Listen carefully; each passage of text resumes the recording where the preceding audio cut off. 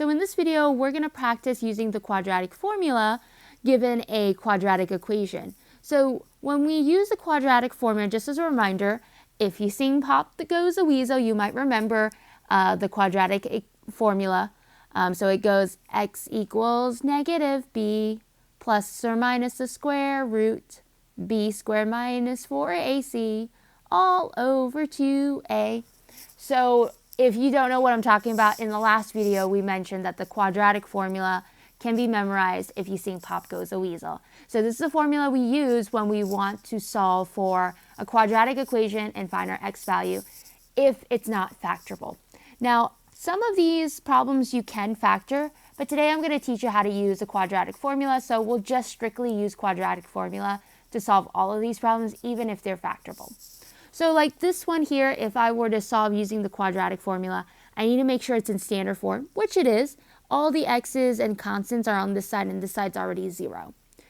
So the right side's already 0. Let's figure out what is our a, b, and c. So we need to figure out a, b, and c because they plug into our formula to find the x. So my a here just looks like a 1. It's the number in front of x squared. So I can see that my a equals 1, my b equals 2, and my c equals negative 8. I'm just pulling the constant that are in front of my x or by itself, and for c at least. So to work out this problem, I need to plug these numbers into my formula. So I need to plug, let's see, 2 in for b. So that's going to be negative 2 plus or minus the square root b squared, so 2 squared, minus 4ac, so 4 times my a, which is 1, and my c, which is negative 8. So I need to plug in 1 and negative 8. From here, this is all over 2a. So my 2 here drops down, and my a was just a 1. So once you plug in all your coefficients, you're ready to simplify. And when you're starting out simplifying, make sure you simplify the top first inside the root. So we have a negative 2 plus and minus drop down. Let's simplify the root inside first. So if I do exponent first, because exponent will need to come first here, 2 squared is 4. And when I'm multiplying these 3 digits here, take care of the sign first. You'll make less mistakes if you take care of the sign first. So there are 2 negatives, so when you multiply, you're going to have a plus sign. Now I'm going to multiply just the numbers. 4 times 1 is 4. 4 times 8 is 32. And then from here, the bottom is just 2 times 1, so the denominator is just a 2. Now, if I were to simplify just what's inside the root, 4 plus 32 is 36, and this is over 2. The square root of 36 is actually a nice number. Square root of 36 is just 6. So I can replace that with plus and minus 6 instead of that root, so it's getting even closer. Now at this point, let me bring down my x here. So I notice I can combine quite a bit of like terms, like I can combine the top with the bottom and eventually divide. So this is the point where I need to break it up into 2 equations because there's a plus and minus signs. That means there's a positive version and there's a negative version. So I am going to go ahead and split this up into 2. X equals negative 2 plus 6 over 2. And x equals negative 2 minus 6 over 2. So basically, I'm just splitting up the signs. So this one's positive, this one's negative. And then I'm just working out the top here. Let's see. Negative 2 plus 6 is going to be 4 over 2. 4 divided by 2 is 2. So that's my first answer here. It's just a 2. My second answer, let's see. If I have negative 2 minus 6, it's going to give me negative 8 divided by 2 is negative 4. So it looks like my x value is also negative 4. And I get my 2x values, so x equals 2 and x equals negative 4. And that's it. So our quadratic formula helped us find those answers. All right, let's try it out with b here. So same thing. I need to figure out my a, b, and c first. So again, looks like my a here is 1, my b here is 5, and my c is -6. So I'm just pulling the numbers in front of my variables and the constant. This one here has k's, so it doesn't really matter, but what I'm going to need to do is make sure this is k equals, the formula is still going to be the same, but my variable here is k. So our formula, let me zoom out just a little bit to kind of see it, is -b plus or minus. So my b here is a 5, so this is going to be -5 plus or minus the square root of b squared. So my b here is 5, that's being squared, minus 4ac. So a is 1, it looks like, and c is -6. So a is 1, c is -6, all over 2a. So my 2 is in the bottom, my a is a 1. Now from here, let's go ahead and simplify the inside root. So inside my root here, let me bring down the -5 and the plus and minus sign. I have 5 squared, so that's going to be 25. I'm going to multiply these three numbers. Now, there are two negative signs, so again, I have a positive sign. 4 times 6 is 24, and the bottom's a 2 because 2 times 1 is 2.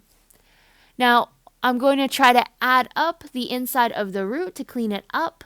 So we would have 5 plus and minus the square root of 25 plus 24, which is 49. 49's a nice root. If you take the square root of 49, you get 7. So this is -5 plus or minus 7 over 2. Now, I can add up all these numbers and then divide by 2. So what I'm going to do is bring down my k here and split this up into two equations since I can go further more. So it looks like my k is going to equal -5 plus 7 over 2, and k can also equal -5 minus 7 over 2. So simplifying the top one first, -5 plus 7 is 2. 2 divided by 2 is 1. So my first answer here looks like k equals 1. And then the bottom one, -5 minus 7, is going to give me -12 over 2, which is going to be -6. So my answer for my second x value is -6. So I found my two k values, or my two variables. Alright, so hopefully we're getting the hang of things. Using this formula isn't so bad. It is kind of long the first time, but it's really easy to follow a formula and just let that do most of the work. So our next one here, we have now a 2 in front of our x squared, so we're going to be multiplying something else besides a 1 for a. So our a here is 2, our b is -5, and our c is 3. So using the formula x equals -b, our b here is a -5 plus or minus the square root of b squared, so -5 squared, minus 4ac, so my a here's 2, and my c here is 3. And this is going to be all divided by 2a, and my a this time is a 2. So I've plugged it into the formula. I'm about ready to multiply and clean up the inside here. So for the top, two negatives on the 5 make a +5, plus and minus the square root. -5 squared gives me 25. Make sure to square the negative sign. And then it looks like with these numbers, there's only one negative, so I'm still going to have a negative sign. 4 times 2 times 3. 4 times 2 is 8 times 3 gives me 24. And this is all over 2 times 2, which is 4. So now that I've cleaned up quite a bit, I can subtract the inside of the root. So 25 minus 24 is just 1. The square root of 1 is a nice number. If I take the square root of 1, that's just going to give me 1. So this is going to be 5 plus or minus 1 over 4. And I can combine all of these numbers because all of them are whole numbers. So I'm going to go ahead and split up my x. So bringing down the x, this is going to split into two equations. I have x equals 5 plus 1 over 4, and I have x equals 5 minus 1 over 4. So I am accounting for the plus and minus, so I've broken up my two signs. The top here is going to be 5 plus 1, which is 6 over 4. Now, 4 and 6 don't divide nicely, but we can reduce the fraction. The number that both goes into 6 and 4 is 2. 2 goes into 6 3 times, and 2 goes into 4 2 times. So I could reduce this down to 3 over 2 if I divided it by 2 on the top and bottom. So that's my first x value. This one here is 5 minus 1 on top. So that gives me a 4 over 4, which is just 1. So that one was a nicer answer. It looks like our x equals 1 and 3 over 2. So again, two solutions.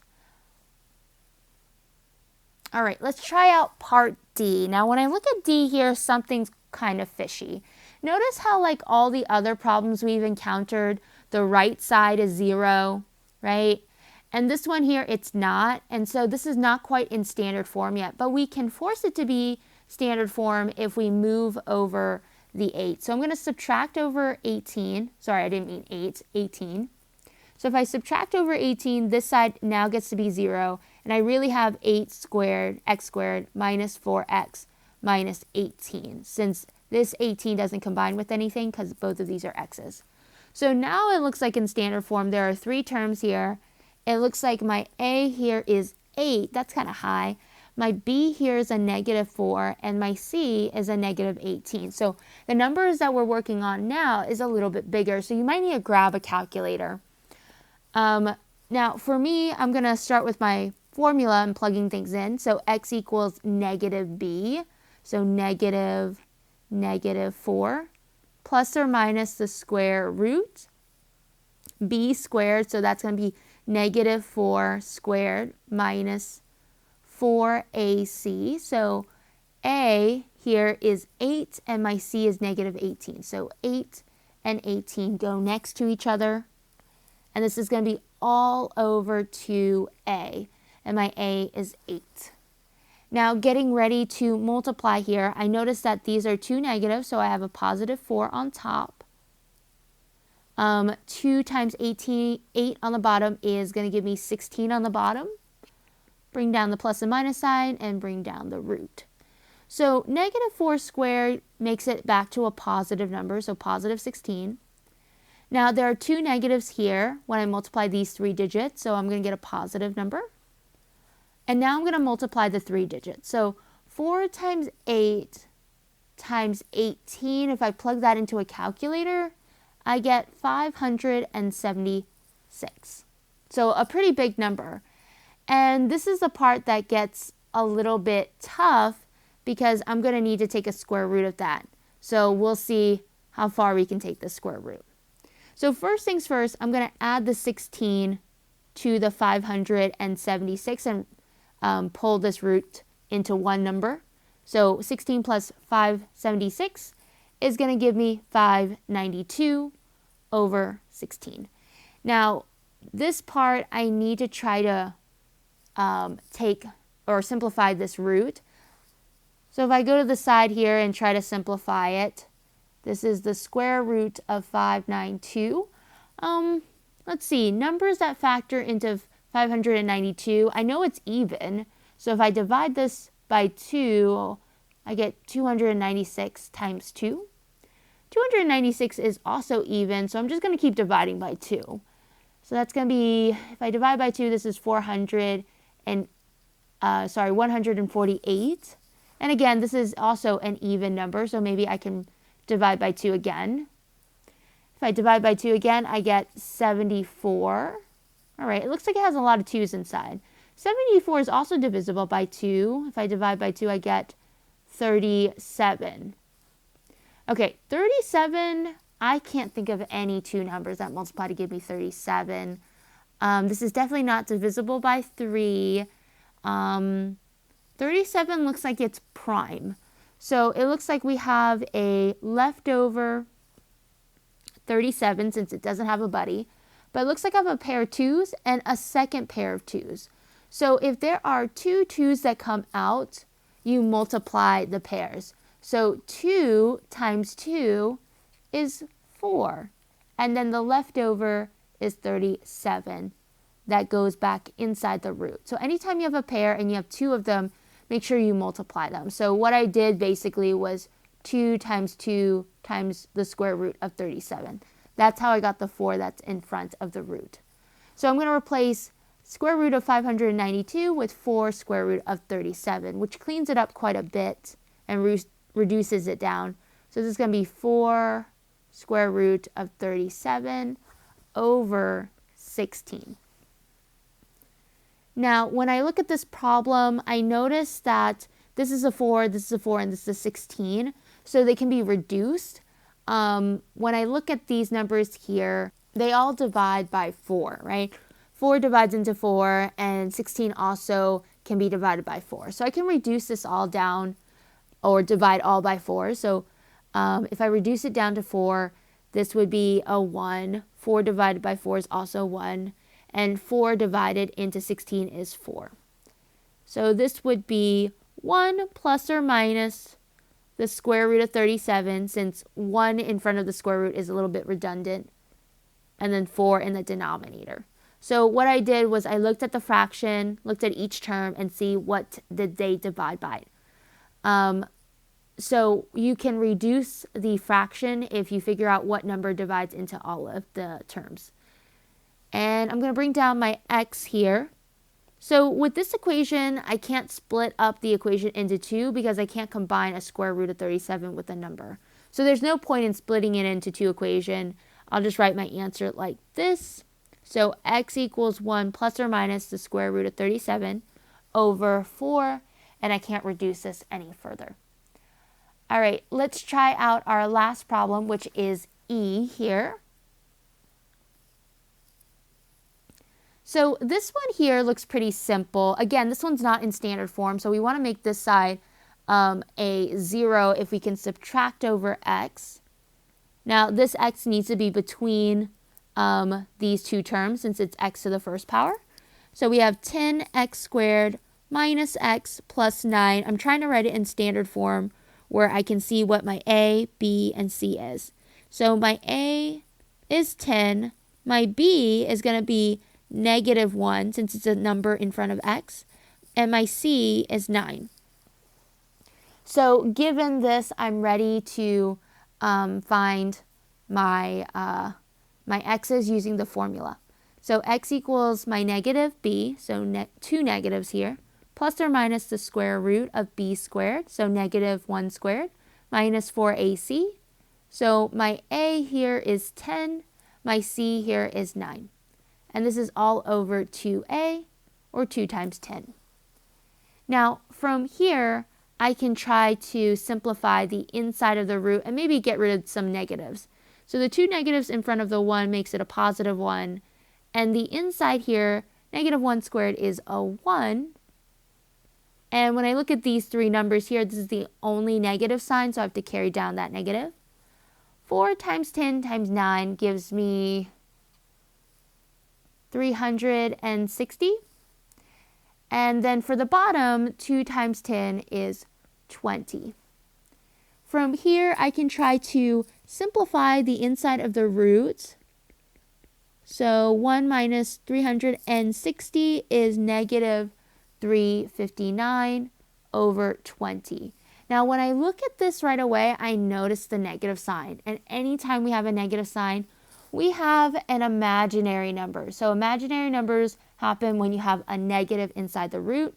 So the first thing I'm going to do is say that there is an imaginary number by putting an I in front or next to the root and then making this a positive root. And then the denominator is still 20.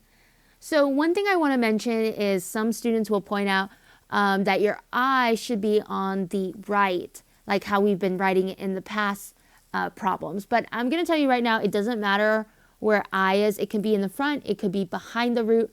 A lot of people like to write it in front of the root because that way they don't mistake it for being inside.